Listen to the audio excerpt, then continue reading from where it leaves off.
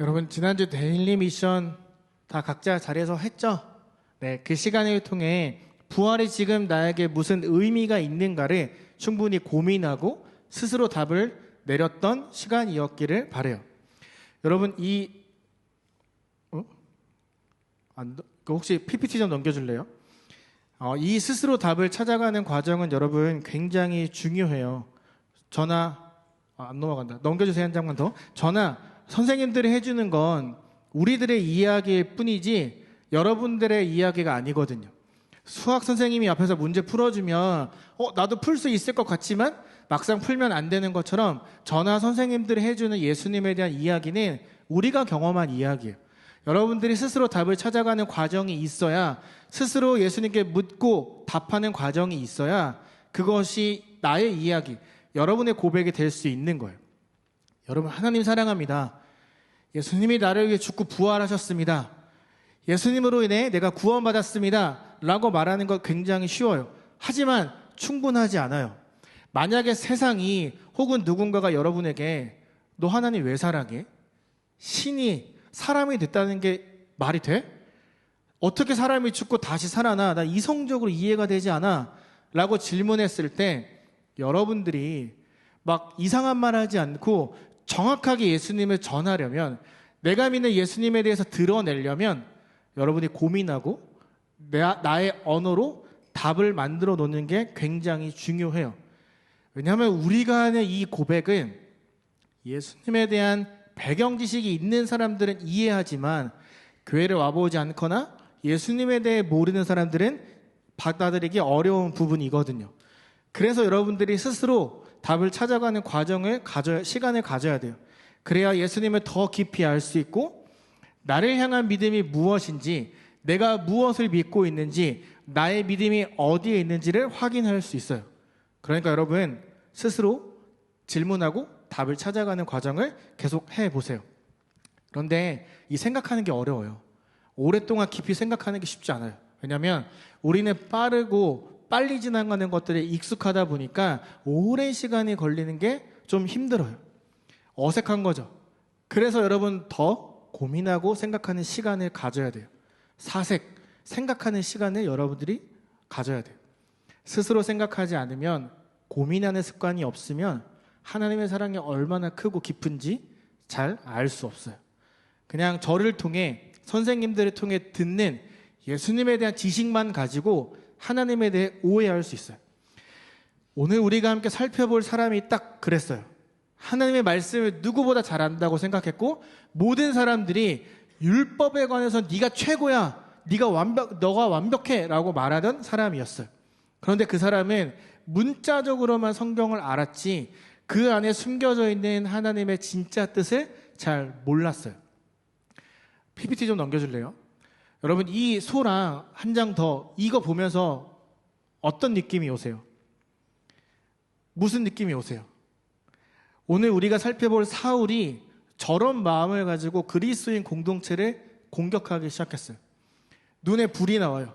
화가 나요. 저 황소처럼 막 달려가서 사람들을 다 괴롭힐 생각만 해요. 그에게 있어서 이 그리스도교는 받아들일 수 없는 것이었거든요. 그가 대제사장 가야바를 찾아가요. 나 지금 다메섹 갈 건데 사람들을 잡아들일 수 있는 나한테 공문을 주세요. 여러분, 대제사장 가야바가 완전 땡큐였어요. 그리스도인 공동체를 내가 없애고 싶은데 내가 하기에는 좀 그랬거든요. 할 수 없어요. 하고 싶은데 하면 사람들의 말이 너무 많이 나오니까 못하고 있었어요. 그런데 사울이 대신 해준다고 하니까 너무 기분이 좋은 거예요. 얼씨구나 좋다 하면서 공문 만들고 도장을 찍어줘요. 여러분, 사울이 왜 다메섹을 딱 찍어서 가려고 했을까요? 왜 하필 다메섹이었을까요? 여기엔 최소 10만 명이 넘는 유대인들이 살고 있었어요. 여기는 사업의 중심지였어요. 그러니까 큰 도시로 가려면 무조건 머물러야 되는 곳이 다메섹이었어요. 정말 많은 사람들이 있었어요. 여러분, 세계사를 보면 네로 황제라고 나와요. 네로 황제가 다스리던 그때 다메섹에 살던 유대인들 10만 명을 다 죽였어요. 그러니까 최소 10만 명이 여기에 살고 있었다는 거예요. 사울은 확실하진 않아요. 그런데 여기에 있는 10만 명이 넘는 사람들 중에 그리스도교로 개종한 사람들이 있을 거라고 생각을 했어요. 그래서 그 개종한 사람들을 잡아서 벌을 주거나 죽이기 위해서 다메섹으로 떠났어요. 왜냐하면 사울에게 있어서 이 그리스도교는 유대교를 흔드는, 유대교의 잘못된 것들을 전하는 그런 테러 집단이라고 생각했기 때문이에요. 하지만 실제로는 사울이 부활하신 그리스도를 믿는 사람들을 괴롭히는 테러리스트와 같은 존재였던 거죠. 근데 사울은 몰랐던 거예요. 이걸 없애버리고 싶었어요. 그래서 다메섹으로 길을 떠나요. 경비병들이랑 같이 약 200km를 걸어가요. 여기서 반둥까지가 150km예요. 그거보다 훨씬 더 먼 거리를 걸어가는데 하나도 힘들지 않았어요. 왜? 저기만 가면 우리 유대교를 괴롭히는 그리스도인들을 다 잡아 없앨 수 있으니까 기쁘고 즐거운 마음으로 막 걸어가요. 다메섹이 저 앞에 보여요. 그 보이던 시간이 12시였어요. 낮 12시. 해가 내 머리 위에 떠있는 그 시간, 갑자기 강렬한 빛이 팍! 사울에게 쏟아져요. 여러분 12시에 햇빛이 가장 강한데 그 햇빛이 빛을 잃어버릴 만큼 강한 빛이 사울에게 탁 가는 거예요. 성경에서는 이거를 벼락같이 꽂혔다라고 표현을 해요. 벼락처럼 팍! 빛이 간 거예요. 이렇게 생각해봐요. 여러분 만약에 여러분들이 학교를 갔는데 하이디라고 가서 마라탕을 먹고 있는데 갑자기 빛이 팍! 하고 나한테 꽂힌 거예요. 근데 이 빛을 모든 사람들이 다 볼 수 있어. 내가 마라탕 그래서 건두부? 입에 딱 넣었는데 갑자기 빛이 팍 비쳐요. 사람들이 다 여러분을 쳐다보고 있어요. 그럼 여러분 어떨 것 같아요? 먹을 수 있어요? 좀 민망하지 않아요? 부담스럽지 않아요? 사울이 딱 그 상황인 거예요. 정오 12시 해가 비치는데 갑자기 번개처럼 강한 빛이 팍! 여러분 이거는 하나님이 아니면 할 수 없어요. 왜? 누가 태양보다 더 강한 빛을 만들어낼 수 있겠어요? 태양을 만든 게 하나님이시기 때문에 그보다 더한 빛을 만들어서 번개처럼 탁 꽂으신 거죠. 그 빛이 향했던 건 사울이었어요.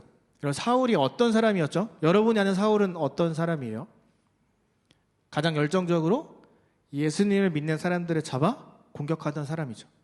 사울이 만약에 지금 시대 사람이었으면 갑자기 문을 열고 들어와서 우리한테 막 돌을 집어 던졌을 거예요. 예배드리지 말라고. 부활은 없다. 가짜라고 말하던 사람이에요. 그리스도, 그러니까 우리와 같은 공동체에게 원수와 같은 사람이죠. 내 가족, 내 동역자들을 핍박하고 죽이던 사람이었으니까. 그런데 여러분 빛이 그를 향해 쏟아졌어요. 하나님이 그를 주목하신 거예요. 그 빛의 목적은 그를 공개적으로 책망하고 너 왜 그래? 라고 혼내기 위함이 아니었어요. 그 빛의 목적은 그를 구원하는 것이었어요. 그를 통해 그만 구원하는 게 아니라 그를 통해 수많은 사람들이 예수님을 알도록 하는 출발점이 되는 빛이 오늘 사울에게 쏟아지고 있는 거예요. 예수님의 사랑에는, 용서에는 한계가 없다는 걸 보여주는 거죠. 여러분, 내가 사랑하는 사람을 괴롭히던 사람이에요. 예수님이 목숨을 바쳐가면서까지 구원해낸 사람들을 돌로 맞춰 죽이던 사람이에요. 그러면 예수님이 너 왜 그러냐? 이제 그럼 그만해라. 이렇게 말하실 수 있는데 그렇게 하지 않으셨어요. 책망하거나 벌 주지 않았어요. 오히려 사랑으로 품고 용서해 줬어요. 사울에게 내가 그리스도야, 내가 부활한 예수야 라고 말하지 않았어요. 나는 예수다 라고 말씀하세요. 여러분 예수라고 말하는 거랑 그리스도라고 말하는 건 엄청난 차이가 있어요. 예수와 그리스도의 차이는 다음 달부터 시작될 사도신경을 설교 때 알아보는 걸로 하고, 오늘은 예수님이 그리스도라고 하지 않으셨어요. 나는 예수다라고 말씀하세요. 여러분 사울이 당황해서 지금 엎드렸어요. 그리고 예수님이 이렇게 이야기를 해요. 사울아, 사울아, 너 왜 나를 핍박하니? 너 왜 나를 괴롭히니? 여러분 지금까지 사울은요 예수님을 괴롭힌 적이 없어요. 예수님을 때린 적 없어요. 예수님한테 손가락질한 적 없어요. 그는 그리스도인들, 교회 다니는 사람들을 힘들게 했어요. 그런데 예수님이 왜 나를 괴롭게 하니? 라고 질문하세요. 이거 무슨 뜻일까요? 예수님이 몰라서 이런 말 할까요? 이건 이런 뜻이에요. 그리스도인들의 고난과 아픔, 그리고 그 슬픔을 예수님께서 공감하고 계신다라는 걸 말하는 거예요. 그들이 느끼고 있는 고통과 불안함, 두려움을 느낀다는 거죠. 지금 이 시대를 살아가는 여러분들의 고민, 고통, 두려움, 미래에 대한 불확실함, 생각 다 알고 계신다는 거예요. 우리 안에 계신 성령님으로 인해 하나님은 우리의 모든 상황을 공감하고 계신다는 걸 말하고 있는 거죠. 그러니까 사울이 이렇게 물어요. 주여 누구십니까? 이 주여는 예수님 누구십니까? 이런 질문이 아니에요. 선생님은 누구인데 나에게 이렇게 힘들게 하십니까? 라는 질문이에요. 그러니까 예수님이 이렇게 말을 하죠. 나는 내가 박해하는 예수야. 사울은 지금까지 예수님을 구세주라고 생각하지 않았어요. 부활도 믿지 않았어요. 예수님이 십자가에서 죽었어요. 그 시체를 제자들이 훔쳐갔다고 생각했어요. 그리스도인들의 거짓말이 유대교를 흔들고 있다라고 생각을 했어요. 근데 지금 순간 혼란이 오기 시작해요. 이게 무슨 말이지? 이 상황을 내가 어떻게 받아들여야 되지? 왜 나에게 이런 일이 일어나지? 굉장히 혼란스러워졌어요. 여러분, 사실 우리도 사울처럼 이런 경험한 적 있어요. 물론 갑자기 강렬한 빛이 팍 쏟아져서 우리가 깜짝 놀라고 엎드린 그런 건 아니지만 여러분들도 이거랑 똑같은 상황을 이미 경험했어요. 예수님께서 사울을 찾아가셨던 것처럼 예수님이 여러분들을 찾아오셨잖아요. 사울이 오늘 인격적으로 예수님을 만난 것처럼 여러분도 예수님을 인격적으로 만났던 순간이 있잖아요. 예수님을 인격적으로 만나면 어떤 일이 일어나는 줄 아세요? 사울이랑 똑같은 생각을 해요. 내가 어떻게 살아야 되지? 내가 너무나 당연하게 생각했던 게 죄라고 말씀하시면 나는 어떻게 살아야 되는 거지? 내 생각에 변화가 오기 시작하는 거예요. 나한테 익숙한 거, 내가 좋아하는 걸 포기해야 되는 순간이 오는 거죠. 여러분, 예수님한테 그리스도 앞에 처음 무릎 꿇었을 때, 그분을 인격적으로 만났을 때 언제인지 기억나세요? 그걸 회심이라고 말을 하죠. 예수님을 만나 구원을 받고 회개하고 그때 강렬한 은혜를 받았을 때 여러분들도 사울처럼 변화가 되는 시작이 있었을 거예요. 나를 구원해 주셔서 감사합니다. 그리고 예수님을 위해 살겠습니다. 라는 고백을 여러분 한 번쯤 해봤을 거예요. 그때 고백이 지금 나에게 남아있는지 지금 생각해 보세요. 저는 곰곰이 생각해 보니까 이 고백을 하나님이 들으셨더라고요. 제가 하나님을 위해 살겠습니다. 목사가 되어 하나님의 말씀을 세상에 나누고 싶습니다. 선교사가 되어 하나님의 사랑을 전하고 싶습니다. 라고 어렸을 때 고백했던 그 서툴고 투박했던 그 고백을 하나님이 들으셨더라고요. 그 고백대로 저의 삶을 인도하셨고 그리고 저를 오늘 여기에 부르셨더라고요. 내가 예수님을 인격적으로 만났던 그 첫 날이 기억이 나지 않으면 여러분 작년 6호 때 작년 우리들의 수련회를 한번 떠올려 보세요. 저 여러분 울면서 기도했던 사진 갖고 있거든요. 난 동영상도 찍어놨어요. 아직 풀지 않았지만 갖고 있다고요.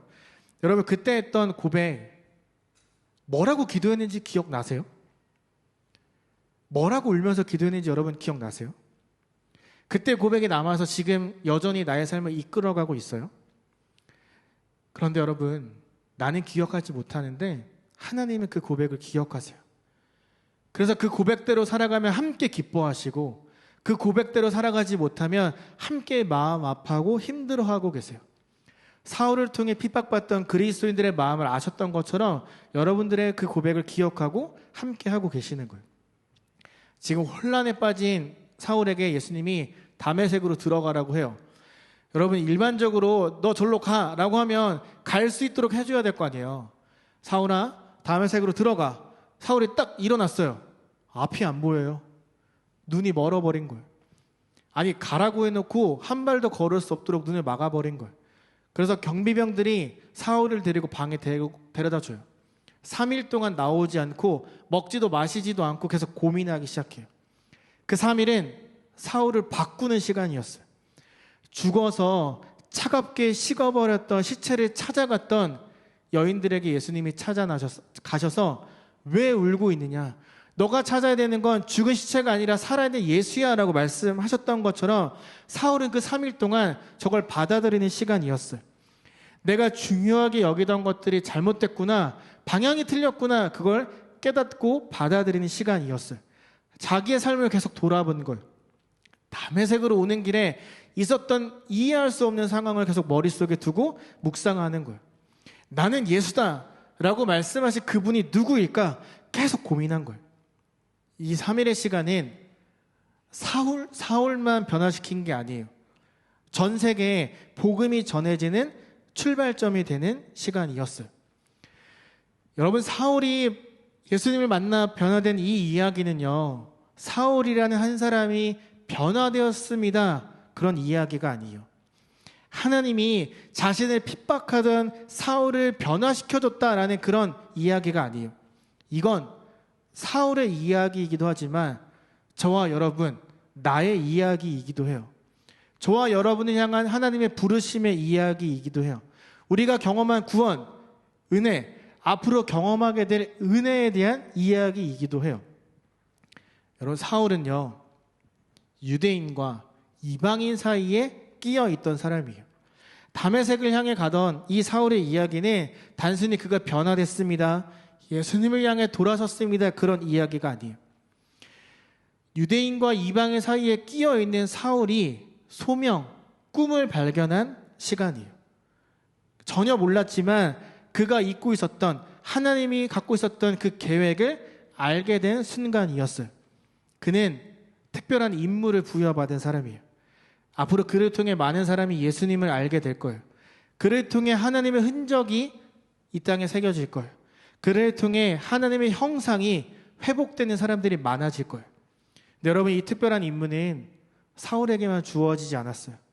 저와 여러분에게도 똑같이 주어졌어요. 여러분들이 믿고 있는 부활하신 예수 그리스도를 믿는 사람들에겐 다 똑같은 특별한 임무가 주어졌어요. 사울에게 주어진 임무는 이방인들에게 예수 그리스도를 전하는 것이었어요. 하나님의 구원은 그분을 핍박하고 사람을 박해하는 어쩌면 테러리스트와 같았던 사람에게도 주어졌어요. 이제 그를 통해 사람들이 예수님이 누구인지 알게 될 거예요. 사울을 통해 많은 사람들이 예수를 그리스도라 고백하고 돌아오게 될 거예요. 저에게 주어진 특별 임무도 크게 다르지 않더라고요. 예수 그리스도를 세상에 드러내는 것.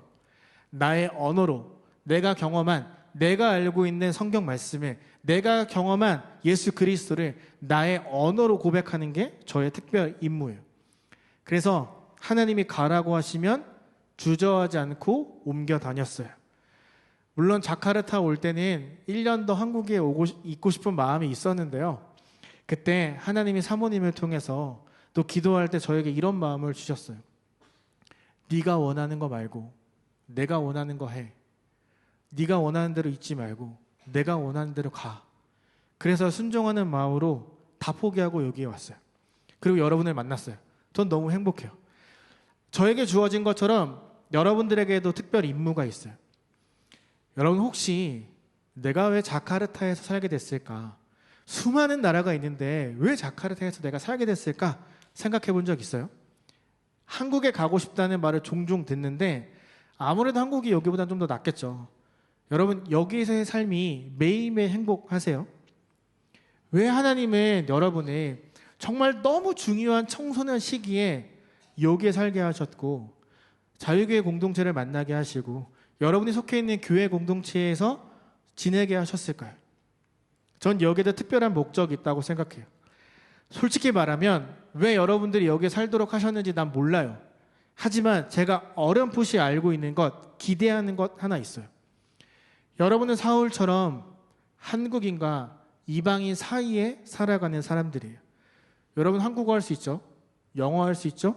인디어 할 수 있죠? 이슬람 문화 살아가죠? 여러분, 앞으로 이 이슬람 문화를 아는 게 여러분에게 엄청 큰 강점이 되는 시기가 올 거예요. 이슬람의 숫자가 많아지고 있기도 하지만 한국 사회가 요즘 하는 고민이, 한국 교회가 하는 고민이 뭐냐면 저 이슬람을 어떻게 받아들일 것인가, 이슬람 문화를 어떻게 이해할 것인가, 이슬람에게 어떻게 접근할 것인가, 그 고민이 시작됐거든요. 여러분들은 이미 여기에 살면서 그걸 다 알고 경험한 사람들이에요. 사울은 유대인과 이방인 사이에 있던 사람이에요. 그 말은 유대인과 이방인 모두를 품고 사랑할 수 있는 사람이라는 거죠. 여러분은 한국인과 이방인 사이에 살아가는 존재들이에요. 여러분도 사울처럼 한국인과 이방인들의 예수 그리스도의 사랑으로 품고 안고 섬겨줄 수 있는 능력이 이미 있는 사람들이라는 거죠. 여러분, 청소년 시기에 한국 하나의 문화가 아니라 다양한 문화를 경험하고 받아들인다는 것, 그리고 다른 언어를 한국어만큼 할 수 있다는 것, 여러분들이 가진 특권 중에 특권이에요. 하나님은 아무런 의미 없이 여러분을 여기에 두지 않으셨어요. 여러분 아까 찬양했잖아요. 하나님의 부르심에는 후회하심이 없다고. 내가 이 자리에 선 것도 주의 부르심이라고. 여러분, 분명하고도 특별한 이유가 있어요. 여러분, 히브리서 말씀을 보면 이런 말씀이 있어요. 세상은 이런 사람들을 받아들일 만한 곳이 못 되었습니다. 하나님은 여러분의 특별한 인물을 가진 존재로 하나님의 흔적을, 형상을 회복시키는 존재들로 키우기로 마음 먹으신 거예요. 그래서 너무나 중요한 청소년 시기에 이곳에서 지내도록 하신 거죠. 분명한 뜻이 있어요. 지금은 알 수 없어도 반드시 꼭 깨닫는 순간이 올 거예요. 여러분, 이런 말 가끔 하죠. 나 말씀대로 살지 못해. 내 믿음이 이것밖에 되지 않아. 내가 정말 잘 믿고 있는 건지 모르겠어. 여러분, 그런 고백하면 오히려 기뻐하세요. 여러분이 하나님과 가까워지고 있기 때문에, 여러분이 잘 그 길로 가고 있기 때문에, 말씀대로 살아보려고 노력하고 있기 때문에 드는 생각이에요. 여러분, 사탄이 가장 싫어하는 게 뭔지 아세요? 여러분이 하나님이랑 친해지는 거예요. 그래서 여러분의 마음에 자꾸 의심을 주는 거예요. 네가 그렇게 해서 그리스도인이 되겠냐? 야, 네가 그게 믿음 있는 사람이야? 자꾸 의심을 심어줘요. 만약에 이번 한 주도 살아가는데 나 또 말씀대로 못 살았어, 난 쓰레기야, 난 믿음이 없어, 이런 생각이 들면 차라리 웃으세요. 내가 잘하고 있으니까 나를 괴롭히는 거구나, 이렇게 생각하세요. 씩 웃어주세요. 사탄이 열받도록. 여러분, 사울도 마찬가지였어요. 3일 동안 아무것도 보이지 않아요. 먹지도 마시지도 않아요. 얼마나 괴로웠을까요?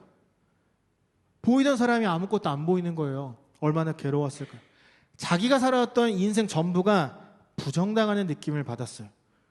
내가 왜 그렇게 살았지? 내가 왜 사람들에게 돌을 던졌지? 나는 예수가 가짜라고 생각했는데 내가 틀린 걸까?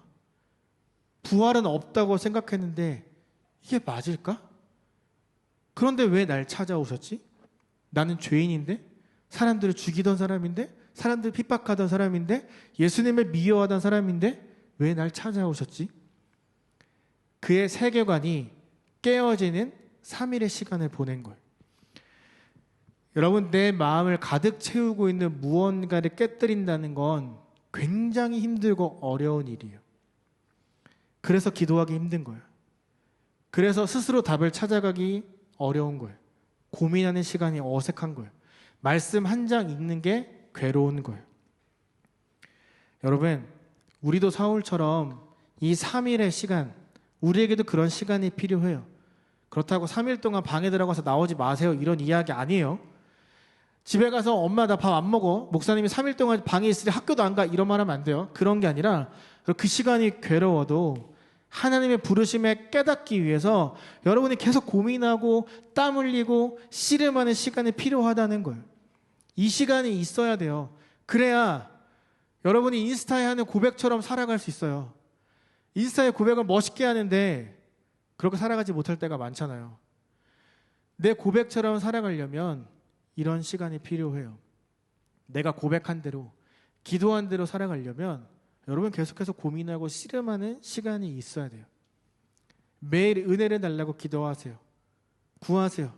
그리고 내가 가장 소중하게 여기는 걸 포기할 수 있게 해달라고, 내 마음을 가득 채운 무언가를 버릴 수 있도록 해달라고 기도하세요. 버려야 하나님으로 채워지는 거예요. 하나님을 여러분의 마음속에 여러 많은 방 중에 하나에 넣어놓지 마세요. 여러분, 수련회 6호 때만 이런 시간 갖지 마세요. 매일의 삶에 수련회를 기대할 때 6호를 기다리던 그 마음처럼 살려고 노력하세요. 늘 이야기하잖아요. 하나님의 은혜는 특별한 행사 때에만 있지 않아요. 매일의 삶에서 누리는 은혜가 더 중요해요. 매일의 삶에서 누리는 은혜가 있어야 수련회 때 더 큰 은혜와 더 큰 길을 발견할 수 있어요. 그 은혜를 찾아가는 것, 매일의 삶 속에서 회복하는 게 전 훨씬 더 중요하다 생각해요. 위클리 미션이에요. 여러분 생각하는 시간을 갖는 게 너무나 어렵고 힘들겠지만 나 혼자 못하겠으면 옆에 있는 친구에게 서로 질문하고 답을 해보세요. 하나님은 수많은 곳들 중에 왜 나를 자카르타에서 살게 하셨을까? 하나님이 나에게 주신 특별한 임무는 도대체 무엇일까? 이곳에서의 삶을 통해 나에게 무엇을 원하실까? 질문해 보세요. 아무리 생각해도 답이 나오지 않으면 옆 친구하고 토론이라도 해보세요. 여러분, 당장 답이 나오지 않아도 괜찮아요. 하지만 그 답을 찾기 위해 고민한다면 그 과정이 바울이 완전히 바뀌어서 세상에 나가 예수님을 전했던 그 순간처럼 여러분의 삶도 하나님을 향한 것으로 정말 바뀌는 그 출발점이 될 거예요. 만약에 아무리 이야기를 해도 이 두 가지에 대한 답이 나오지 않는다면 마지막 이 질문을 한번 해보세요. 자카르타에서 내가 경험하고 배운 것들은 무엇이 있을까? PPT 한번 눌러줄래요? 자카르타에서 내가 경험하고 배운 것들이 무엇이 있을까를 써보고 거기서부터 다시 답을 찾아 올라가 보세요. 사울을 찾아가셨던 그 예수님이 여러분도 찾아오셨어요. 하나님은 사울 한 사람에게만 특별한 임무를 주지 않았어요. 저와 여러분에게도 똑같은 부르심, 똑같은 목적, 똑같은 특별한 임무를 주셨어요. 그걸 깨닫는 저와 여러분이 되었으면 해요. 이걸 찾아가는 과정은 꽤나 힘들 거예요. 어려울 거예요. 하지만 여러분, 고민하고 씨름하는 그 과정은 여러분에게 꿈을 줄 거라고 저는 믿어요. 내가 앞으로 살아가야 될 방향을 분명하게 알려주는 시간이 될 거예요. 하나님은 말 많고 탈 많은 사울을 선택하셨고 그를 통해 이 땅에 하나님의 나라가 세워지도록 하셨어요. 그분은 저와 여러분도 선택하셨어요. 여러분을 통해 이 땅에 하나님의 흔적이 새겨지는 삶을 살아가도록 하실 거예요. 하나님의 부르심이 뭘까? 그것에 대한 답을 찾아가는 그 시간이 즐거운 시간이 되었으면 좋겠어요. 어렵겠지만 계속 고민하고 질문하고 서로 이야기 나누면서 이 답을 찾아가는 시간을 기대하는 여러분들이 되었으면 좋겠어요. 특별한 인문은 사울에게만 있는 게 아니에요. 한국인과 이방인 사이를 살아가는 여러분에게도 동일하게 주어졌어요. 그 특별한 인물에 찾아가는, 깨닫는 저와 여러분 되는 이번 한 주가 되기를 예수님의 이름으로 소망하며 축복합니다.